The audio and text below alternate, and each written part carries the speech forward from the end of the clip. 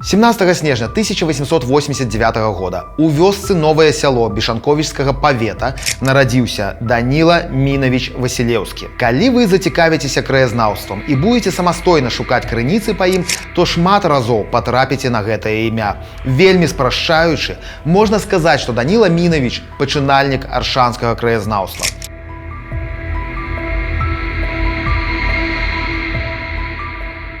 Мы ў арганізацыі «Звяз» спрабавалі сабраць ягоныя артыкулы. Нават адпраўлялі ў нацыянальную бібліятэку чалавека ў камандзіроўку, але яўна не сабралі ўсё. Бо Даніла Мінавіч дзе толькі не друкаваўся. Ад нашай Нівы да савецкай Беларусіі. І гэта толькі калі казаць пра рэспубліканскія выданні. А ён яшчэ публікаваўся і ў розных рэгіянальных.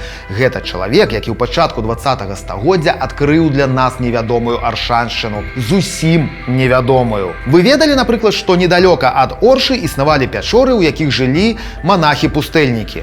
А іх даследаваў у тым ліку Васілеўскі. Гэта Васілеўскі распрацоўваў першыя турыстычныя маршруты па Аршаншчыне і, відавочна, быў першым экскурсаводам у Оршы, ці прынамсі адным з першых. Гэта ён выдаў першы краязнаўчы зборнік у нашым рэгіёне, і называўся ён проста Аршаншчына. Ён першы апісаў археалагічныя помнікі на Аршаншчыне, і некаторыя з іх да гэтыя пары даследаваў толькі ён сам. Археолагі і зараз не да ўсіх з іх дабраліся. А яшчэ ён займаўся неверагодна цікавым даследаваннем, якое пасля ніхто толкам у Оршы не паўтараў. Ён вывучаў паўстанне Каліноўскага ў нашым рэгіёне.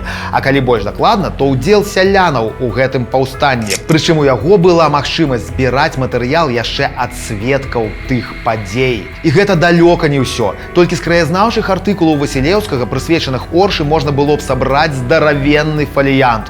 А былі яшчэ і літаратурныя эксперыменты. Усё гэта ўсяго толькі за 10 гадоў работы ў Оршы. Прыехаў ён у Оршу ў 1921 годзе, каб стаць інспектарам народнай асветы. А ў 1931 годзе яго занадтую актыўнасць заўважылі рэпрэсіўныя органы. Васілеўскі палічыў за лепшае з'ехаць з горада. Так ён перабіраецца ў Магілёў, але рэпрэсіі даганяюць яго і там. У 1936 годзе Данілу Мінавіча арыштоўваюць па фальшывым абвінавачанні. Тады гэта была звычайная практыка. І высылаюць у лагера ў Коме.